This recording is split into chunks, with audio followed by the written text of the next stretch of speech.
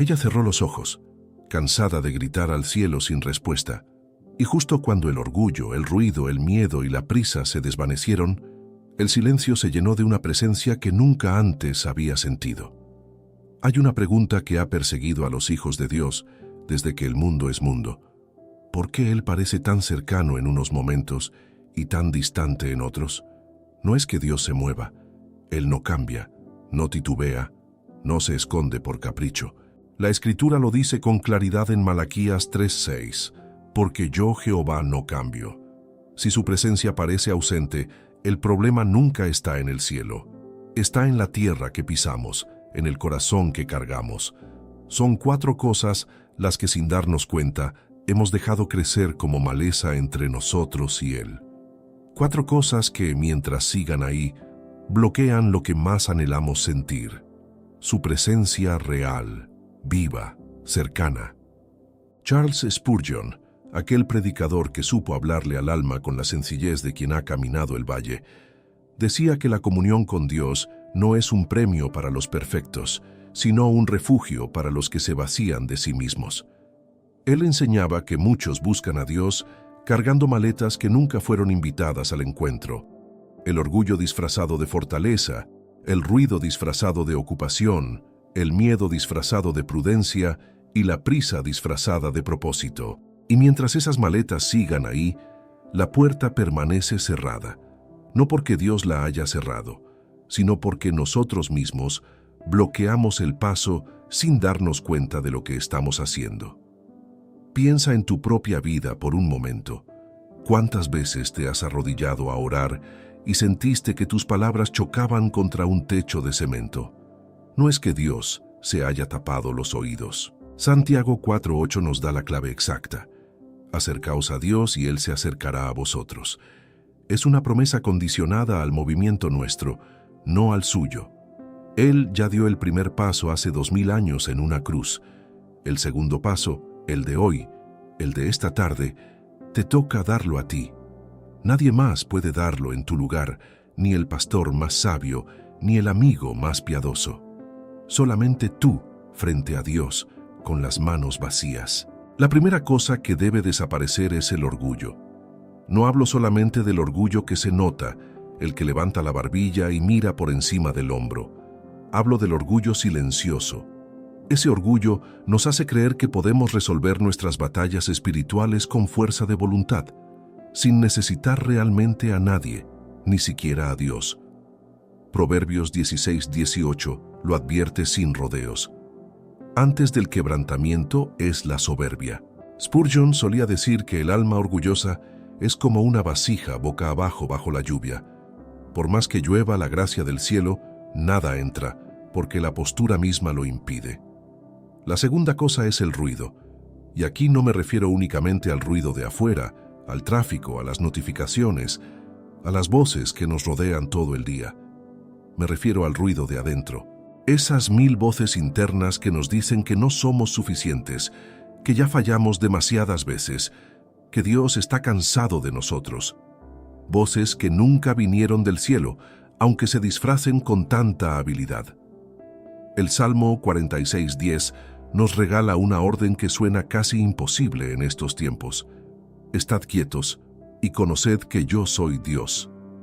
No hay revelación divina en medio del caos que nosotros mismos alimentamos. Alimentamos ese caos con pantallas encendidas hasta tarde, con preocupaciones que repasamos una y otra vez, con conversaciones internas que jamás terminan en paz, sino en más cansancio. La tercera cosa que debe irse es el miedo. Ese miedo que paraliza la fe antes de que pueda dar su primer paso. El miedo a no ser escuchado. El miedo a haber pecado demasiado. El miedo a que Dios ya se cansó de nuestras vueltas y nuestras caídas. Segunda de Timoteo 1:7 lo desmiente por completo. Porque no nos ha dado Dios espíritu de cobardía, sino de poder, de amor y de dominio propio. El miedo no viene de Él, nunca vino, nunca vendrá. Y mientras lo sigamos cargando como si fuera parte de nuestra identidad, seguiremos sordos a su voz, aunque Él siga hablando cada día. La cuarta cosa, y quizás la más ignorada de todas, es la prisa. Vivimos corriendo incluso dentro de nuestra vida espiritual. Oramos rápido porque hay que salir a trabajar. Leemos un versículo de pasada porque el día ya empezó, y luego nos preguntamos por qué la palabra no nos toca como antes tocaba. ¿Por qué se siente tan lejana, tan fría? Spurgeon lo dijo con una imagen que jamás olvidaré. Nadie encuentra oro corriendo sobre la superficie del río. El oro se encuentra en la quietud de quien se detiene a buscar en el fondo. Dios no habla a los que corren, habla a los que se detienen, a los que apagan el ruido de afuera y de adentro, aunque sea por unos minutos cada mañana, cada noche. Cuando estas 4 cosas comienzan a desaparecer, algo cambia en el ambiente de tu vida.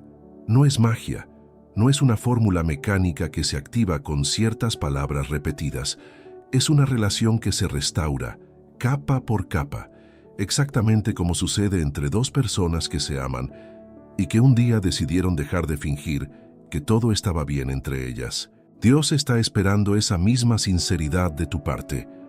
Él no quiere tu actuación de domingo, esa que se arregla para la iglesia y se guarda el resto de la semana en un cajón. Quiere tu verdad de martes por la tarde, cuando nadie te ve y solamente Él sabe lo que realmente cargas por dentro. Esas heridas que nunca le has contado a nadie más. Si sientes que tu vida de oración se ha vuelto hueca, que abrir la Biblia ya no despierta lo que antes despertaba, que la sequedad espiritual se instaló sin que la invitaras, quiero contarte algo. Preparé una guía pensando exactamente en este momento que estás viviendo. Se llama 21 días para restaurar tu intimidad con Dios, un camino práctico, día por día, para soltar esas 4 cargas. No es una lectura más para acumular en tu teléfono sin abrir. Es un proceso guiado, pensado para alguien que ya se cansó de una fe tibia, de una oración que suena a repetición vacía y quiere volver a arder de verdad. Cada día de esa guía fue escrito para llevarte, paso a paso, de vuelta a una cercanía con Dios que no dependa de tus emociones del momento, sino que se sostenga aún en los días grises. La encuentras en el enlace del primer comentario fijado. No dejes pasar más semanas sintiendo que oras al vacío. Hay una diferencia enorme entre conocer sobre Dios y realmente sentir su cercanía otra vez. Y si esta palabra ya está tocando algo dentro de ti en este momento, suscríbete a este canal ahora mismo, antes de que el algoritmo te aleje de este mensaje que quizás necesitabas hace tiempo. Aquí seguiremos profundizando semana tras semana en la palabra, en el discernimiento y en todo lo que tu alma necesita para caminar cerca de Dios en tiempos donde tantos se han alejado sin darse cuenta. Hay un hombre en la Escritura que lo tenía todo menos lo único que necesitaba. Naamán era general, era poderoso, era temido en todo su reino, pero cargaba una lepra que ningún ejército podía vencer. Cuando finalmente llegó hasta el profeta Eliseo buscando sanidad, esperaba un ritual grandioso, algo digno de su rango. En cambio, recibió una orden sencilla: ir a lavarse 7 veces en el río Jordán. Y ahí, justo ahí, estuvo a punto de perder el milagro por una sola razón. Su orgullo se sintió insultado por una instrucción tan simple, tan pequeña, tan lejos de lo que él consideraba digno de su posición. Él había imaginado un profeta saliendo a recibirlo con ceremonia, invocando el nombre de Dios en voz alta, imponiendo las manos sobre su piel enferma. Pero Eliseo ni siquiera salió a la puerta. Envió a un mensajero con una instrucción que sonaba casi ofensiva para un hombre de su estatura. Segunda de Reyes 5:11 lo cuenta con una honestidad que duele. Naamán se fue enojado, pensando que merecía algo más espectacular. ¿Cuántas veces hacemos exactamente lo mismo frente a Dios, esperando que su respuesta llegue vestida de trueno, cuando en realidad viene envuelta en sencillez? El orgullo espiritual no siempre grita. A veces susurra cosas como: yo ya sé cómo funciona esto, o ya he orado suficiente, ya he leído suficiente, no necesito nada nuevo. Es una forma silenciosa de cerrarle la puerta a Dios sin darnos cuenta de que la estamos cerrando. Piensa también en el fariseo de la parábola que Jesús contó en Lucas 18. Se paró en el templo y oró dando gracias por no ser como los demás hombres, por ayunar, por dar diezmos, por cumplir cada detalle de la ley religiosa con precisión. A pocos metros, un publicano ni siquiera levantaba los ojos al cielo. Solamente golpeaba su pecho y decía: «Dios, sé propicio a mí, pecador». Y Jesús cerró la parábola con una frase que sigue temblando en el corazón de quien la escucha con atención. Aquel publicano descendió justificado y no el otro. No él. El orgullo religioso es quizás el más peligroso de todos, porque se disfraza de dedicación. Puede vivir dentro de alguien que asiste a cada servicio, que conoce cada versículo, que enseña a otros, y sin embargo su corazón está más ocupado en ser visto que en ser transformado. No se trata de dejar de servir, ni de dejar de estudiar la palabra con seriedad. Se trata de examinar la raíz desde donde nace ese servicio. ¿Nace de una necesidad genuina de acercarte a Dios o nace de una necesidad de que otros te vean acercándote? Santiago 4:6 lo resume con una claridad que no admite discusión. Dios resiste a los soberbios y da gracia a los humildes. No dice que Dios ignora a los soberbios, ni que simplemente los deja pasar de largo. Dice que activamente resiste, que se opone, que pone una barrera. Y del otro lado de esa misma frase está la promesa más hermosa. A los humildes, Dios les da gracia. No se la vende, no se la hace ganar con esfuerzo sobrehumano. Se la regala, simplemente porque encontró un corazón dispuesto a recibirla sin pretensiones. Hay una diferencia enorme entre humildad y baja autoestima, y muchas personas confunden estas dos cosas dentro de su vida espiritual. La humildad bíblica no es pensar mal de ti mismo constantemente. Es dejar de pensar en ti mismo todo el tiempo. Es la capacidad de decir, sin dolor, sin vergüenza: no tengo todas las respuestas, necesito ayuda, necesito a Dios en esto que estoy viviendo. Esa frase, tan corta, tan simple, es exactamente lo que el orgullo nos impide pronunciar en voz alta. Muchos crecimos pensando que la fe fuerte significaba nunca dudar, nunca preguntar, nunca mostrar debilidad frente a los demás creyentes. Pero la Escritura está llena de hombres y mujeres que dudaron, que preguntaron, que lloraron delante de Dios sin ninguna vergüenza por hacerlo. David, el rey que enfrentó gigantes y ejércitos, escribió en el Salmo 51 una de las oraciones más quebrantadas de toda la Escritura, después de haber caído profundamente en el pecado. No intentó justificarse, no intentó minimizar lo que había hecho. Dijo simplemente: «Los sacrificios de Dios son el espíritu quebrantado. Al corazón contrito y humillado no despreciarás, oh Dios». Un rey, con todo el poder del mundo a su disposición, entendió que ese poder no servía de nada frente a Dios sin un corazón rendido. Tal vez tu vida no se parece a la de un rey, ni a la de un general de ejército, pero el mismo principio aplica exactamente igual.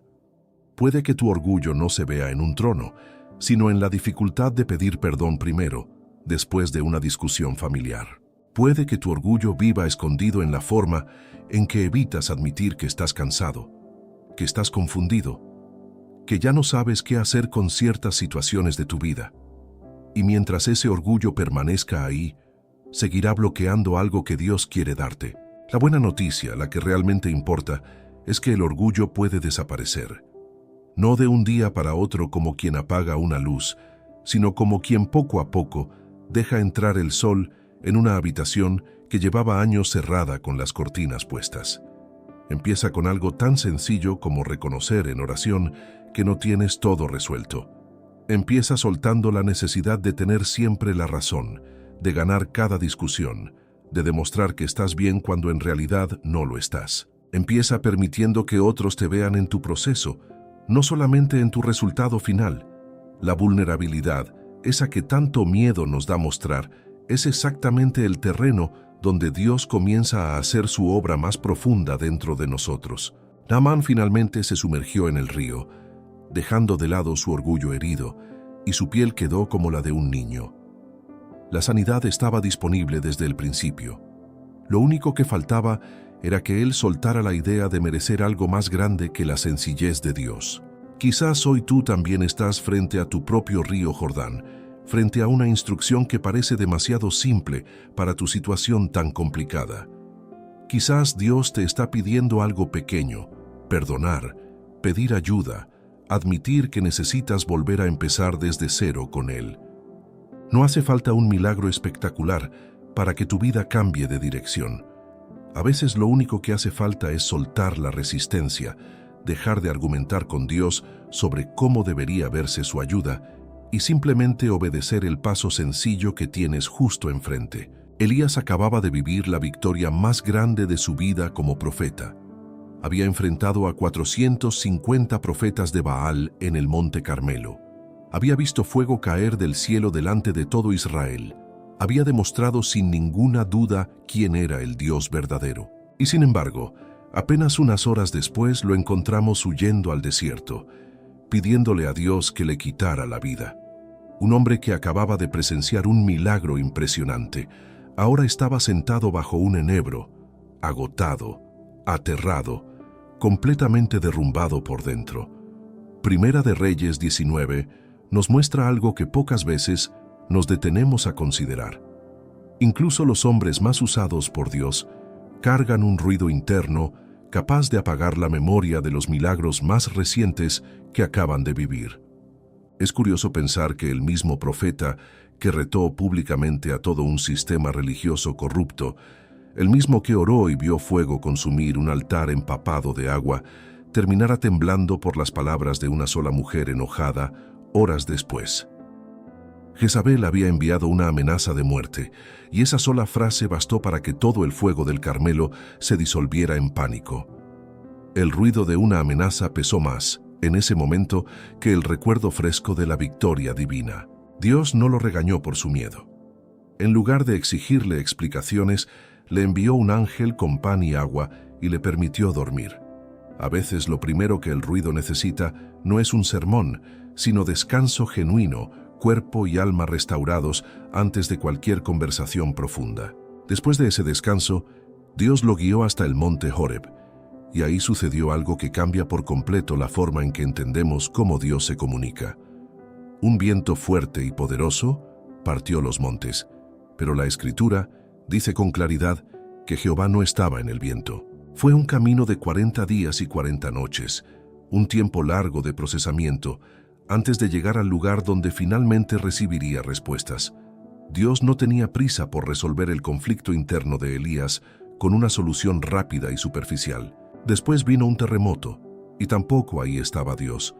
Luego vino un fuego, y una vez más, Dios no estaba en el fuego. 3 manifestaciones espectaculares, 3 oportunidades perfectas para un encuentro dramático, y en ninguna de ellas se hizo presente el Señor. Y después del fuego vino un silbo apacible y delicado, una voz suave, casi imperceptible. Fue ahí, en ese sonido casi inaudible, donde Elías finalmente cubrió su rostro, porque reconoció que estaba frente a la presencia real de Dios. Esta escena desmonta una idea que muchos cargamos sin saberlo: la creencia de que Dios se manifiesta principalmente en lo espectacular, en lo ruidoso, en lo que llama la atención. La Escritura nos muestra exactamente lo contrario en este pasaje tan conocido. El ruido que vivimos hoy no viene de vientos ni terremotos literales, pero funciona con la misma lógica. Notificaciones constantes, noticias que generan ansiedad las 24 horas, conversaciones internas que repiten los mismos temores una y otra vez sin descanso. Todo ese ruido puede parecer importante, incluso urgente, pero rara vez es ahí donde Dios elige hablar. Él prefiere el silbo apacible, la quietud, el espacio donde finalmente dejamos de generar tanto sonido nosotros mismos. Hay una diferencia importante entre el ruido externo y el ruido interno, y ambos necesitan ser atendidos de formas distintas. El ruido externo se combate con límites: apagar el teléfono, elegir momentos específicos sin pantallas, proteger espacios de silencio real dentro del día. El ruido interno es más sutil y, honestamente, más difícil de silenciar. Son esas voces que repiten: no eres suficiente, ya fallaste demasiadas veces. Dios probablemente está cansado de escucharte otra vez con lo mismo.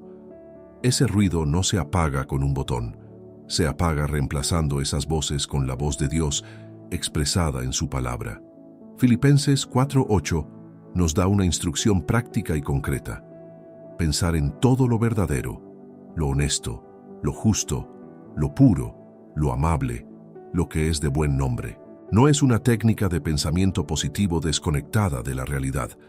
Es un ejercicio deliberado de llenar la mente con verdad antes de que el ruido tenga oportunidad de llenarla primero con mentiras vestidas de sentido común. No es ingenuidad ni negación de los problemas reales que enfrentamos. Es una decisión consciente de no dejar que el ruido interno tenga la última palabra sobre lo que creemos acerca de nosotros mismos y acerca de Dios cada día. El Salmo 131 tiene una imagen preciosa que pocas veces se predica con la profundidad que merece. David escribe que ha calmado y acallado su alma como un niño destetado en los brazos de su madre.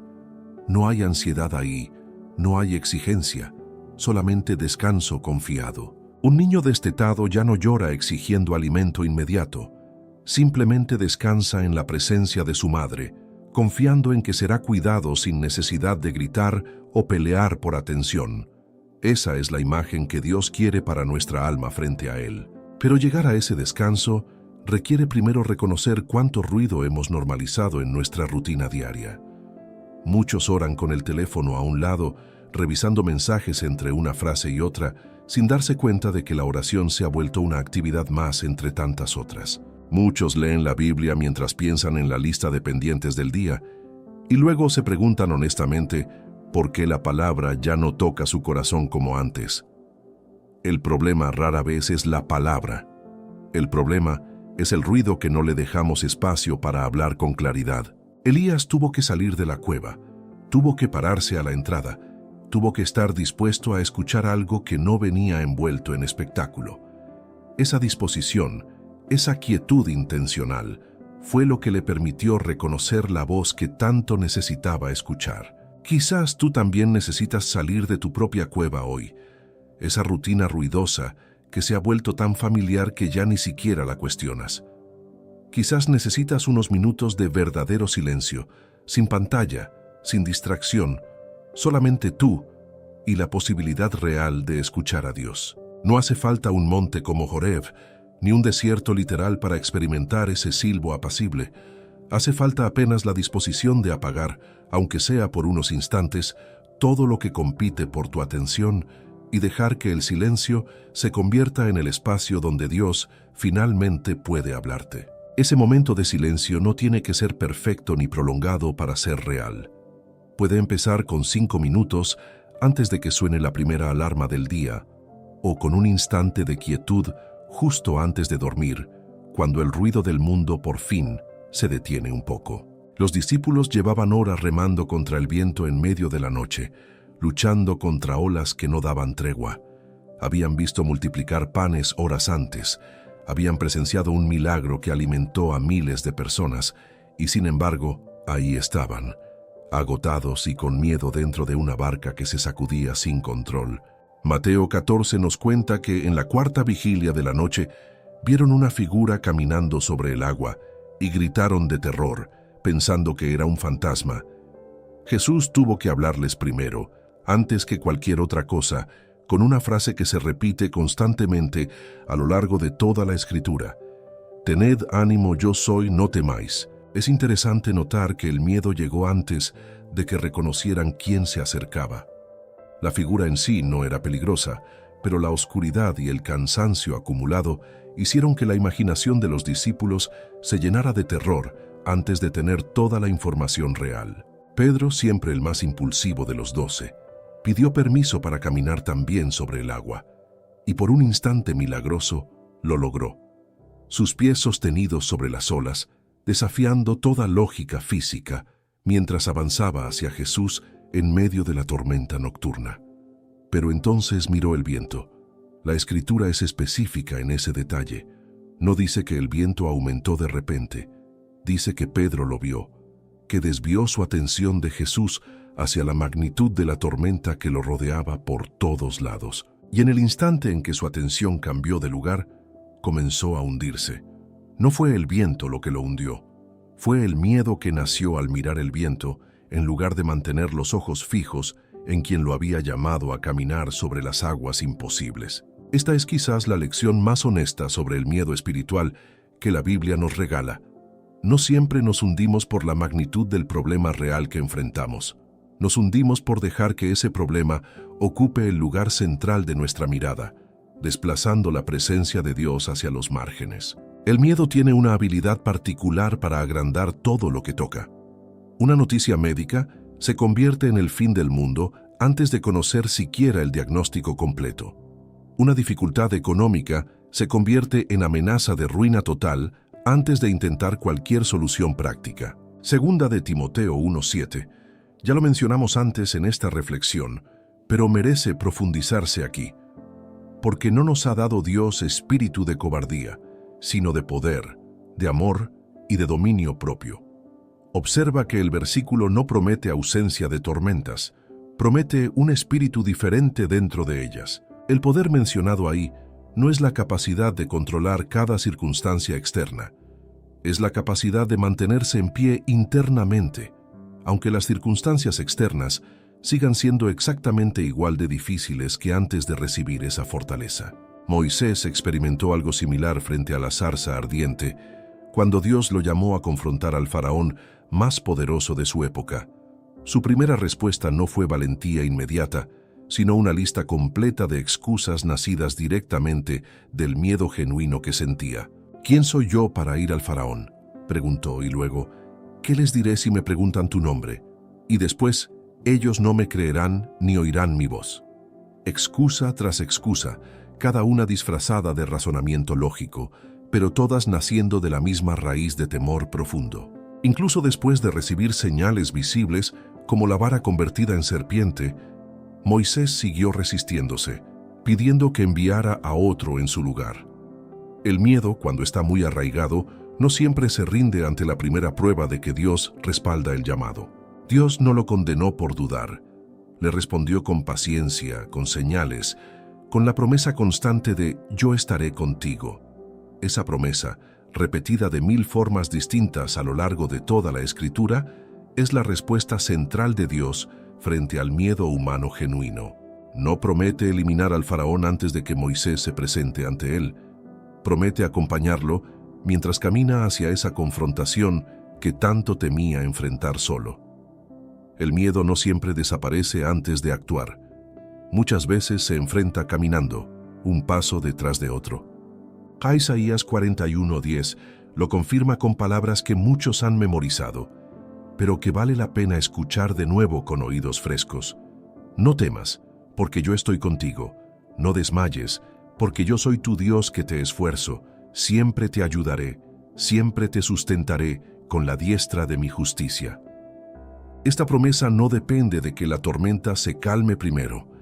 Depende de que reconozcas quién está caminando dentro de la tormenta contigo, sosteniéndote, aunque las olas sigan siendo altas y el viento siga soplando con fuerza a tu alrededor. Hay miedos que llevamos tanto tiempo cargando que ya ni los reconocemos como miedo.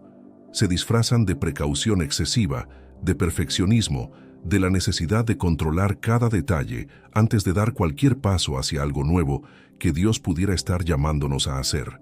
Otros miedos son más evidentes. Miedo a la enfermedad, miedo a la soledad en la vejez, miedo a que las oraciones de tantos años no hayan servido de nada. Ese tipo de miedo puede instalarse profundamente en el corazón de quien ha esperado respuestas durante mucho tiempo. Pero recuerda lo que sucedió con Pedro cuando comenzó a hundirse. No se hundió completamente, clamó, y Jesús extendió inmediatamente la mano para sostenerlo. La Escritura no dice que esperó, no dice que hizo un discurso, dice que extendió la mano al instante. Esa es la naturaleza de Dios frente al miedo genuino de sus hijos. No espera que primero resolvamos la tormenta por nuestra cuenta. Extiende la mano en el momento exacto en que clamamos, aunque ya estemos hundiéndonos hasta el cuello en nuestras propias aguas turbulentas. El miedo desaparece, no porque la tormenta se vuelva menos real, sino porque la mirada finalmente regresa a su lugar correcto, vuelve a fijarse en quien camina sobre las aguas, en lugar de quedarse atrapada en la magnitud del viento que ruge alrededor tuyo cada día. Quizás hoy tu barca también se sacude con fuerza y llevas horas remando sin ver ninguna orilla cercana. Quizás el viento que estás mirando fijamente parece más grande que cualquier promesa que hayas escuchado alguna vez en tu vida de fe. Pero la misma voz que calmó a los discípulos aterrados sigue diciendo hoy exactamente las mismas palabras. Tened ánimo, no temáis, yo soy. Esa presencia no depende de que tú dejes de sentir miedo primero. Depende únicamente de que dirijas tu mirada hacia donde realmente pertenece. La barca sigue sacudiéndose, es cierto, pero aquel que camina sobre las aguas más agitadas de tu vida no ha dejado de acercarse ni un solo instante, aunque el ruido de la tormenta te haya hecho creer lo contrario durante tanto tiempo. Marta recibió a Jesús en su propia casa, un privilegio que muchos hubieran deseado tener, pero en lugar de sentarse a disfrutar esa presencia, se lanzó de inmediato a la cocina, preocupada por servir cada detalle de forma perfecta para un invitado de tanta importancia. Es fácil juzgar a Marta desde la distancia de los siglos, pero su reacción es exactamente la misma que muchos de nosotros tendríamos frente a una visita tan significativa. Queremos que todo salga bien, queremos honrar como corresponde, y en ese afán perdemos de vista lo esencial. Mientras tanto, su hermana María se sentó a los pies de Jesús, simplemente escuchando cada palabra que salía de su boca, sin prisa alguna por levantarse a ayudar con los preparativos que tanto ocupaban a Marta en ese momento. Lucas 10 cuenta que Marta, abrumada por tantos quehaceres, finalmente se acercó a Jesús con una queja directa. «Señor, ¿no te da cuidado que mi hermana me deje servir sola? Dile pues que me ayude». La frustración de la prisa acumulada finalmente encontró voz. La respuesta de Jesús no fue lo que Marta esperaba escuchar. No la reprendió por servir, pero sí señaló algo mucho más profundo. «Marta, Marta, afanada y turbada estás con muchas cosas, pero solo una cosa es necesaria, y María ha escogido la buena parte». Esta escena tan breve encierra una de las verdades más incómodas sobre la prisa espiritual. No toda actividad, aunque sea buena, aunque sea hecha con intención de honrar a Dios, sustituye el valor de simplemente sentarse frente a Él sin agenda alguna. Marta no estaba haciendo nada malo, estaba sirviendo, estaba trabajando con esfuerzo genuino, estaba honrando a su invitado de la mejor forma que conocía, pero su afán, esa ansiedad acelerada de tener todo listo, la alejó del único momento que realmente importaba. ¿Cuántas veces hacemos exactamente lo mismo dentro de nuestra vida espiritual? Corremos entre actividades de la iglesia, entre responsabilidades familiares, entre listas interminables de pendientes, convencidos de que estar ocupados por Dios es lo mismo que estar cerca de Dios. Pero la ocupación y la intimidad no son la misma cosa, aunque muchas veces las confundamos sin darnos cuenta. Se puede servir mucho y conocer poco. Se puede trabajar sin descanso para una causa noble y al mismo tiempo descuidar por completo el vínculo personal que le da sentido a ese trabajo. El Salmo 46:10 vuelve a aparecer aquí con una fuerza renovada. Estad quietos y conoced que yo soy Dios. No dice trabajad más, no dice esforzaos más, dice quietud.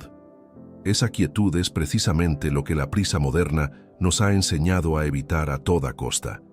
Vivimos en una cultura que premia la velocidad, que aplaude a quien hace más cosas en menos tiempo, que mide el valor de una persona por su nivel de productividad constante. Esa mentalidad, sin que lo notemos, se filtra también dentro de nuestra relación con Dios. Empezamos a orar de manera apresurada, buscando terminar rápido para seguir con lo siguiente en la lista. Leemos un capítulo bíblico casi por obligación, revisando el reloj mientras lo hacemos, sin permitir que las palabras realmente penetren más allá de la superficie.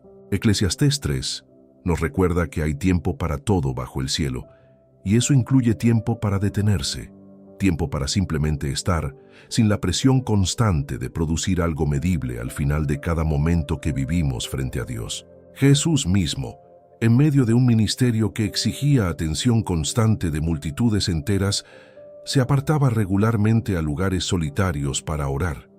Marcos 1:35 lo describe levantándose muy de madrugada, cuando todavía estaba oscuro, para buscar ese tiempo a solas con el Padre. Si el Hijo de Dios, con toda la urgencia de una misión que cambiaría la historia entera de la humanidad, consideraba necesario detenerse a solas antes del amanecer, quizás nosotros también necesitamos reconsiderar la prisa que justificamos con tanta facilidad cada día. Las multitudes lo buscaban, los enfermos lo esperaban, los discípulos mismos a veces lo interrumpían en esos momentos de oración, pero él no renunciaba a ese espacio. Entendía que la fuente de su fortaleza no estaba en la actividad constante, sino en la comunión sostenida con el Padre. La prisa no es simplemente un problema de agenda apretada, es en el fondo una cuestión de confianza. Cuando corremos constantemente, cuando no nos permitimos pausas, muchas veces estamos actuando como si todo dependiera exclusivamente de nuestro esfuerzo y de nuestra velocidad. Detenerse, en cambio, es un acto de fe silenciosa. Es reconocer que Dios sostiene lo que nosotros no alcanzamos a controlar, que el mundo no se detiene ni se derrumba porque tú decidas apartar 20 minutos para simplemente estar en su presencia, sin ninguna otra agenda. María entendió algo que Marta, en medio de su afán, todavía no lograba ver con claridad. Entendió que la presencia de Jesús en esa casa no era una oportunidad más para demostrar servicio, sino una invitación única para recibir algo que ninguna otra actividad podría darle. Esa buena parte que escogió María no le fue quitada, según las propias palabras de Jesús.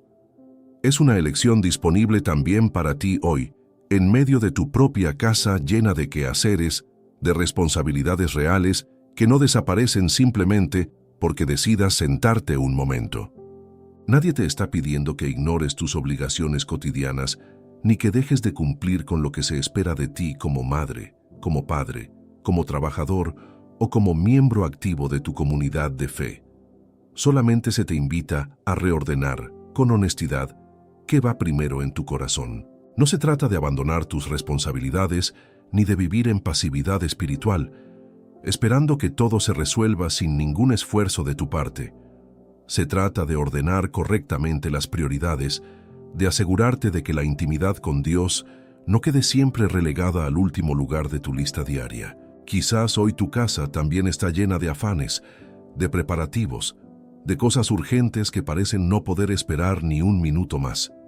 Pero la invitación de Jesús sigue siendo exactamente la misma que le hizo a Marta hace 2000 años en aquella tarde tan ajetreada. Solamente una cosa es necesaria, no 1000 cosas hechas con perfección, no una agenda impecable, no un servicio incansable que termina agotando el alma. Una sola cosa: sentarte, escuchar, permitir que su presencia interrumpa por un momento la prisa que llevas cargando desde hace tanto tiempo.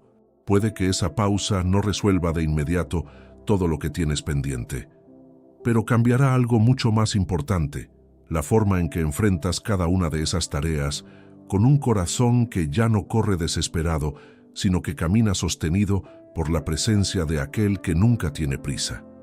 El orgullo, el ruido, el miedo y la prisa no se van solos. Se van cuando decides, hoy mismo, sentarte a los pies de Dios como lo hizo María, sin agenda, sin prisa, dispuesto a escuchar. Si esta palabra tocó tu corazón, te espera 21 días para restaurar tu intimidad con Dios, en el enlace del primer comentario fijado. 21 días para soltar exactamente esas 4 cargas y volver a sentir su cercanía real. Gracias por acompañarme hasta aquí. Suscríbete al canal, dale like si esta palabra bendijo tu corazón y cuéntame en los comentarios cuál de estas 4 cosas necesitas soltar primero. Nos vemos en el próximo video, que ya está apareciendo en tu pantalla,